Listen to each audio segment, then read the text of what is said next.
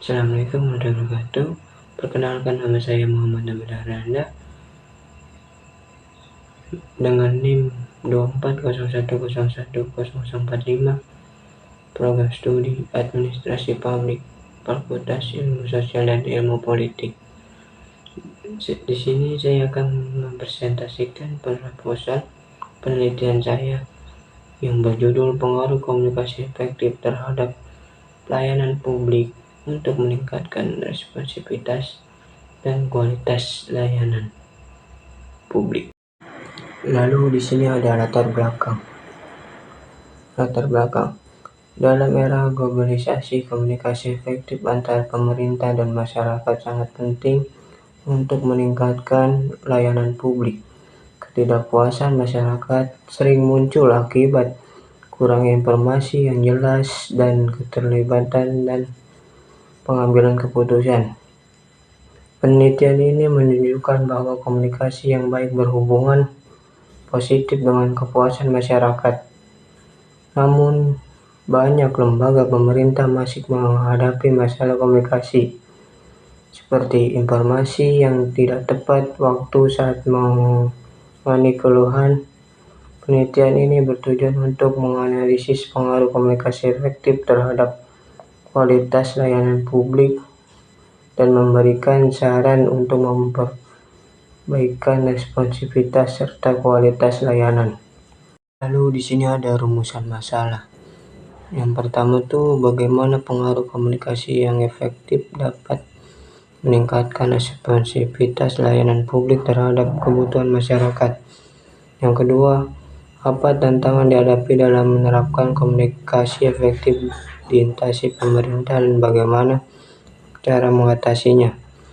Yang ketiga, apa saja faktor yang mempengaruhi efektivitas komunikasi dalam pelayanan publik. Lalu di sini ada tujuan penelitian.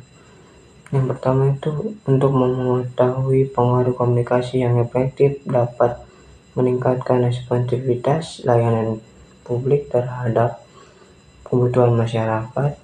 Yang kedua itu ada pengembangan saluran komunikasi yang efektif. Penelitian ini akan membantu pemerintah dalam merancang dan mengimplementasikan saluran komunikasi yang lebih baik, menggunakan teknologi informasi untuk meningkatkan interaksi pemerintah dan masyarakat. Yang ketiga itu peningkatan keterampilan pegawai. Dengan memahami faktor-faktor mempengaruhi komunikasi, instansi pemerintah dapat merancang program pemilihan untuk meningkatkan keterampilan komunikasi pegawai. Mereka lebih mampu merespon kebutuhan masyarakat secara cepat dan efektif. Di sini ada manfaat secara teoritis dan manfaat secara praktis. Yang pertama, manfaat secara teoritis.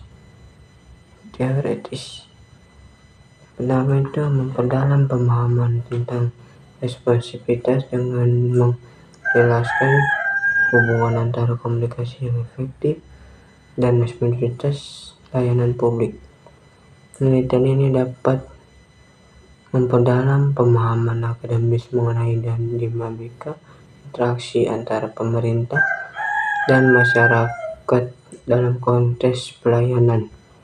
Yang kedua itu ada identifikasi tantangan. Dalam teori penelitian ini akan mengidentifikasi tantangan yang dihadapi dalam menerapkan komunikasi efektif di instansi pemerintah yang dapat menjadi referensi bagi pengembangan teori-teori berikut terkait manajemen komunikasi dalam sektor publik. Yang ketiga, membangun kerangka teoritis. Penelitian ini akan kontribusi pada pembangunan kerangka teoritis mengenai faktor-faktor mempengaruhi efektivitas komunikasi dalam pelayanan publik, memberikan dasar bagi penelitian lebih lanjut di bidang administrasi publik dan komunikasi.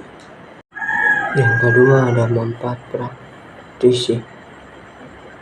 pertama itu rekomendasi bagi kebijakan publik. Hasil penelitian ini dapat memberikan rekomendasi praktis bagi pengambilan keputusan di instansi pemerintah untuk meningkatkan efektivitas komunikasi yang berpotensi meningkatkan kualitas pelayanan publik dan kepuasan.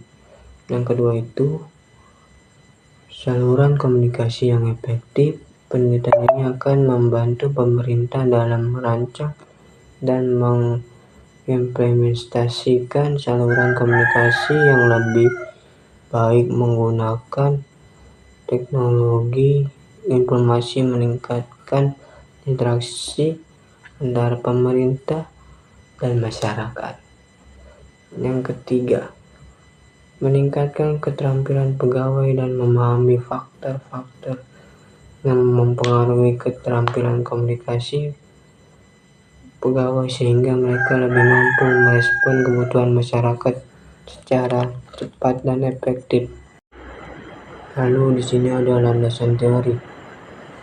Yang pertama itu komunikasi efektif.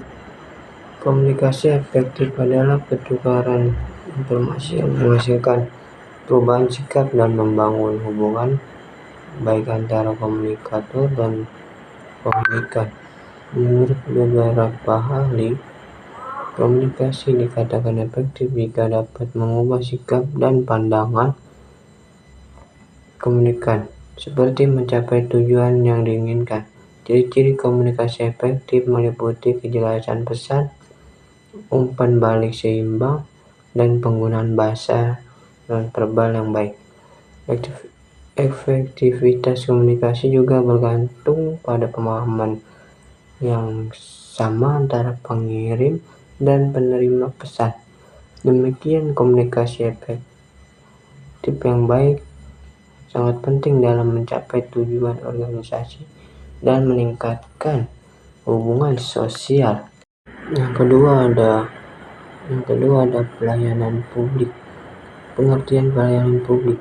Pelayanan publik berasal dari kata layan, yang berarti menolong memenuhi kebutuhan orang lain. Setiap individu memerlukan pelayanan yang tak terpisahkan dari kehidupan manusia. Itu menurut Sinambela 2010 halaman 3. Istilah publik dalam konteks ini merujuk pada masyarakat umum. Menurut Agung Kurniawan, konteks ini merujuk pada masyarakat umum. Menurut Agung Kurniawan, pelayanan publik adalah upaya memenuhi kebutuhan masyarakat sesuai aturan yang berlaku. Keputusan Menteri Pandayugana Aparatur Negara Nomor 63 Tahun 2003 mendefinisikan pelayanan publik sebagai kegiatan instansi pemerintah memenuhi kebutuhan masyarakat dan menjalankan peraturan-peraturan perundang-undangan. Pelayanan publik berkelanjutan memberikan kepuasan kepada penerima layanan. Yaitu ada standar layanan publik. Setiap penyelenggara pelayanan publik harus memiliki standar pelayanan, memberikan kepastian bagi pemberi dan pelayanan. Standar ini berfungsi sebagai pedoman wajib diikuti serta alat kontrol bagi masyarakat atas kerja penyelenggara. Penyusunan standar harus melibatkan masyarakat dan mempertimbangkan karakteristik pelayanan. Tujuan utama pelayanan publik adalah memuaskan masyarakat dalam kualitas pelayanan penerima yang mencerminkan dalam 6 aspek. Yang pertama itu adalah transparan, akses terbuka dan mudah dipahami. Kedua itu ada akuntabilitas, pertanggungjawaban sesuai peraturan. Yang ketiga itu ada kondisional sesuai kemampuan penyelenggara. Yang keempat itu ada partisipatif, mendorong peran serta masyarakat. Yang kelima kesamaan hak tanpa diskriminasi. Yang keenam itu ada hak dan kewajiban, memastikan keadilan bagi semua pihak. Standar pelayanan harus mempertimbangkan kemampuan penyelenggara dan budaya masyarakat agar dapat dilaksanakan dengan baik. Ini ada indikator pelayanan publik. Menurut Pasuruman, Zaitmal, dan Berry 1988 terdapat 5 determinan kualitas pelayanan publik. Yang pertama ada keandalan reliability, kemampuan untuk melaksanakan pelayanan dijanjikan dengan tepat. Ketanggapan responsiveness, kemampuan memberikan pelayanan dengan cepat, membantu pelanggan. Yang ketiga, keyakinan, asuransi, pengetahuan, dan kesopanan pegawai menimbulkan kepercayaan. Yang keempat, empati, perhatian pribadi kepada pelanggan. Yang terakhir, berwujud atau thankless, penampilan fisik, fasilitas, dan profesional. Teori ini relevan untuk mengukur kinerja pelayanan publik dengan kepuasan pelanggan sebagai parameter keberhasilan pelayanan. Sinembela 2011. Yang ketiga ada kualitas layanan publik. Pengertian kualitas layanan publik menurut Tijokno 2022. Kualitas pelayanan adalah kondisi dinamis yang berkaitan dengan produk, jasa, sumber daya manusia, serta proses dan lingkungan yang bertujuan untuk memenuhi atau melebihi harapan pelanggan. Kualitas pelayanan mencakup menentukan kebutuhan dan keinginan konsumen serta ketetapan pelayanan. Kotler dan Keller 2019 menambahkan bahwa kualitas pelayanan mencakup karakteristik produk jasa yang bahwa kualitas pelayanan mencakup kualitas produk atau jasa yang mendukung kemampuan memuaskan kebutuhan pelanggan. Kualitas tinggi berkontribusi pada kepuasan pelanggan. Keuntungan perusahaan dalam konteks pelayanan publik, kualitas pelayanan penting untuk memenuhi harapan masyarakat secara efisien, transparan, dan akuntabel, sehingga membangun kepercayaan dan reputasi positif bagi instansi pemerintah. Ya, di sini ada indikator kualitas layanan. Menurut Lipiodi 2022 terdapat 5 dimensi kualitas layanan yang perlu diperhatikan. Yang pertama itu ada berwujud, kemampuan perusahaan menunjukkan keberadaan melalui penampilan fisik dan sarana prasarana yang diandalkan. Yang kedua itu keandalan, kemampuan menyampaikan layanan sesuai janji dan ketetapan dan konsistensi memenuhi harapan pelanggan. Yang ketiga ada ketanggapan, kebijaksanaan untuk memberikan pelayanan cepat dan tepat serta informasi yang jelas kepada pelanggan. Yang keempat, jaminan dan kepastian, pengetahuan dan kesopanan pegawai dan menumbuhkan rasa percaya pelanggan, mencakup komunikasi, kredibilitas, keamanan, kompetensi, dan sopan santun. Empati, memberikan perhatian tulus dan memahami terhadap keinginan pelanggan. Dimensi-dimensi ini penting meningkatkan kualitas layanan dan kepuasan pelanggan. Yang ini ada dimensi kualitas layanan. Menurut Philip Kotler dan Kelvin Landry Keller 2019, terdapat 5 dimensi kualitas pelayanan jasa dan harus dipengaruhi pelayanan jasa yang harus dipenuhi. Yang pertama itu bukti fisik atau tanggless, penampilan fisik layanan perusahaan termasuk fasilitas pelayanan, kebersihan, dan media komunikasi. Ada itu empati, kesediaan karyawan untuk memberikan perhatian pribadi kepada pelanggan. Yang ketiga itu ada kehandalan, kemampuan perusahaan untuk memberikan layanan sesuai janji dengan asuransi dan keandalan. Yang keempat ada cepat tanggap atau responsiveness. Ketanggapan perusahaan dalam memberikan layanan terdapat mengenai keluhan pelanggan. Yang kelima, jaminan atau asuransi. Pengetahuan dan kesopanan karyawan dan membutuhkan kepercayaan pelanggan. Dimensi-dimensi ini mencakup kepuasan pelanggan dan meningkatkan kualitas layanan secara keseluruhan. Lalu di slide ini ada kerangka penelitian. Penelitian ini melandaskan pada kerangka pemikiran bahwa pemilihan slogan yang tepat dapat membentuk persepsi atau citra positif yang pada akhirnya mampu menciptakan kesaktian yang baik. Oleh sebab itu, penulis menyajikan skema kerangka teori yang disusun berdasarkan pembahasan dalam tinjauan pustaka. Sini ada hipotesis. Hipotesis adalah dugaan sementara yang mungkin benar atau salah. Hipotesis ditolak apabila faktanya menyangkal dan diterima jika faktanya membenarkan. Jadi hipotesis merupakan dugaan sementara yang perlu dibutuhkan kebenarannya.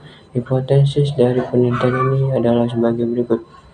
HO.2B1 sama dengan 0.2. Tidak terdapat pengaruh antara komunikasi efektif terhadap responsivitas dan kualitas pelayanan publik. Ini ada HA.2B1 sama dengan 0.2. Terdapat pengaruh antara komunikasi efektif terhadap responsivitas dan kualitas pelayanan publik. Nah, di sini slide ini ada metode penelitian. Yang pertama itu jenis dan desain penelitian. Metode penelitian adalah pendekatan ilmiah memperoleh data dengan tujuan dan manfaat tertentu. Sugiono, 2019, halaman 2. Dalam penelitian ini digunakan pendekatan kuantitatif dan desain deskriptif dan kronologis. Pendekatan ini fokus pada pengukuran objektif pengaruh digitalisasi terhadap kualitas layanan publik. Desain deskriptif memberikan gambaran penampilan komunikasi efektif dalam pelayanan publik, sedangkan desain konvensional menganalisis hubungan antara variabel independen komunikasi efektif dan variabel dependen kualitas pelayanan publik. Pengumpulan data ini dilakukan melalui verifikasi, dokumentasi, dan analisis statistik berdasarkan filosofi positif dan mengevaluasi tesis yang telah dirumuskan Sugiono 2019, halaman 16. Penelitian ini bertujuan untuk mengukur dampak komunikasi efektif terhadap responsivitas dan kualitas pelayanan publik dengan fokus pada interaksi antara pemerintah dan masyarakat. Yang kedua ada populasi dan sampel. Menurut Sugiono 2022, halaman 126, populasi merupakan sekumpulan objektif atau subjek yang memiliki sejumlah dan karakteristik tertentu yang telah ditentukan oleh peneliti untuk dijadikan fokus penelitian. Populasi ini menjadi dasar utama dalam proses pengambilan data karena dari sinilah kesimpulan penelitian dan akan ditarik. Dengan demikian, populasi mencerminkan lingkup penelitian yang relevan dan menjawab pertanyaan atau menguji hipotesis yang telah dirumuskan. Populasi dalam penelitian ini mencakup pegawai pemerintah serta masyarakat lingkungan sekitar dan manfaat layanan publik dan partisipasi dalam investasi komunitas efektif. Sampel diambil menggunakan teknik proses sampling dan kreatif responden yang memiliki pengalaman langsung dalam menggunakan layanan publik. Penentuan ukuran sampel dilakukan menggunakan rumus Solvin dengan tingkat toleransi kesalahan sebesar 10%. Yang ketiga ada teknik pengumpulan data. Penelitian ini menggunakan data primer yang diperoleh melalui pengumpulan kuesioner atau angket dan observasi atau pengamatan. Proses survei dilakukan dengan mendatangi langsung perusahaan yang menjadi objek penelitian.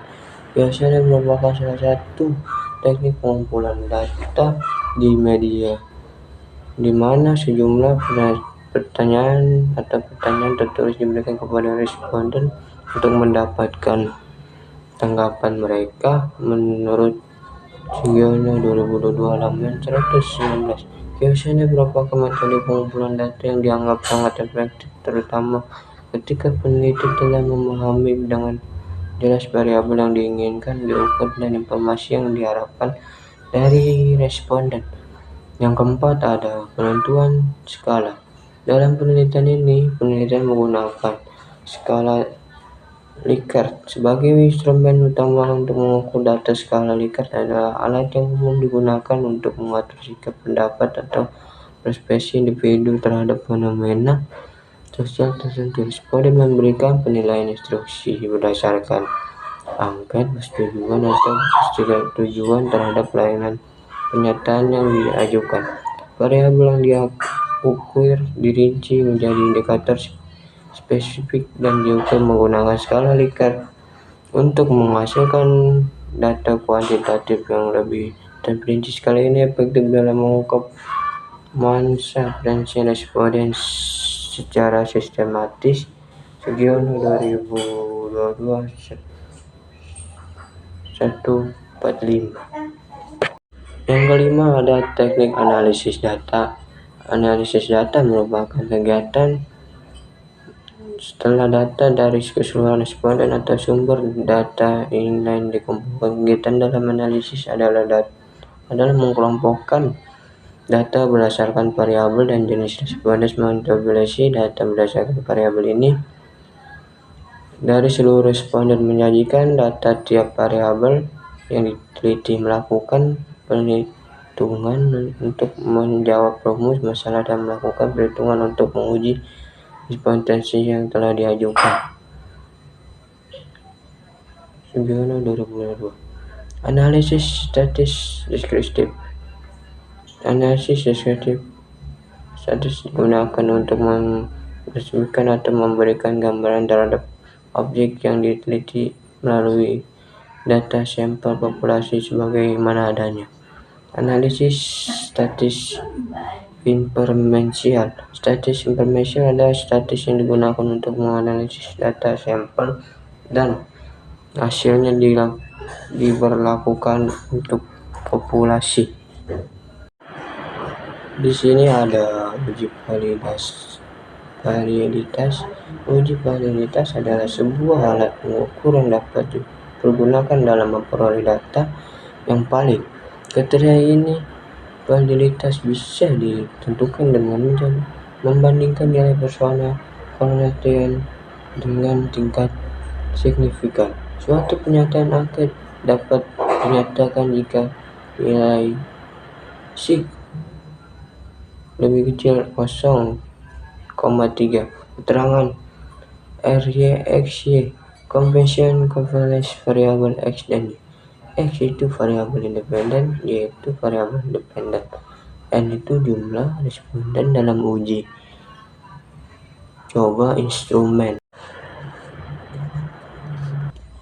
Di sini ada uji reliabilitas. Uji reliabilitas merupakan sarana pembuktian konsensus mediter dalam ukuran gejala yang terdapat kesamaan pada kesempatan ini. Presentasi ini menunjukkan suatu kuesioner disebut konsisten apabila dipergunakan untuk pengukuran suatu konsep dan suatu kondisi lainnya.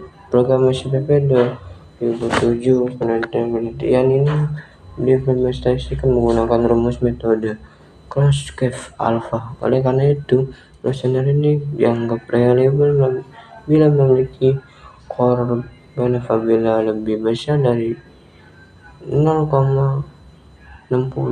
Rumus yang dapat digunakan dalam kronoba alpha keterangan ini RI.2 reliabilitas instrumen gede SI2.2 mean kuadrat kesalahan SI2 total varian. Di sini ada uji asumsi klasik. Sebelum analisis regis dilakukan untuk menguji evidensi penelitian, beberapa asumsi harus dipenuhi banyak uji asumsi tradisional termasuk heterogeneisitas, normalitas, dan multikolineritas digunakan untuk menguji persyaratan atau asumsi ini. Uji normalitas adalah teknik analitis menentukan apakah data memiliki distribusi normal. Tujuan adalah memastikan variabel sebagian dalam model regensi mengikuti distribusi normal yang penting untuk validasi uji T dan uji F. Dengan memeriksa normalitas, penelitian dapat menilai keadilan metode statistik yang digunakan. Hasil uji normalitas yang menunjukkan distribusi normalitas pada variabel residual memastikan implementasi analisis regensi dapat mempercaya. Terdapat beberapa metode untuk melakukan uji normalitas sebagai Kolmogorov, Simov, dan Shevardnadze. Analisis regensi linear berganda. Pengujian hipotesis dalam penelitian ini menggunakan alat analisis regensi linear berganda. Regensi berganda yaitu suatu regensi yang memiliki suatu variabel independen dan lebih dari satu variabel independen atau kesamaan dari regensi berganda tersebut, yaitu di mana yaitu ada Y sama dengan kualitas layanan publik, X1 sama dengan komunikasi efektif, yaitu ada A sama dengan konsisten, B1 sama dengan koefisien regensi yang menunjukkan besarnya pengaruh komunikasi efektif terhadap kualitas layanan. Terima kasih atas perhatiannya dan partisipasi Anda semua. Semoga informasi yang saya sampaikan bermanfaat, dan mari kita bersama-sama mewujudkan perubahan positif berdasarkan apa yang telah kita diskusikan hari ini. Ingatlah, seperti yang dikatakan saya, setiap langkah kecil menuju tujuan adalah kemajuan. Terima kasih dan sampai jumpa kembali. Wassalamualaikum warahmatullahi wabarakatuh.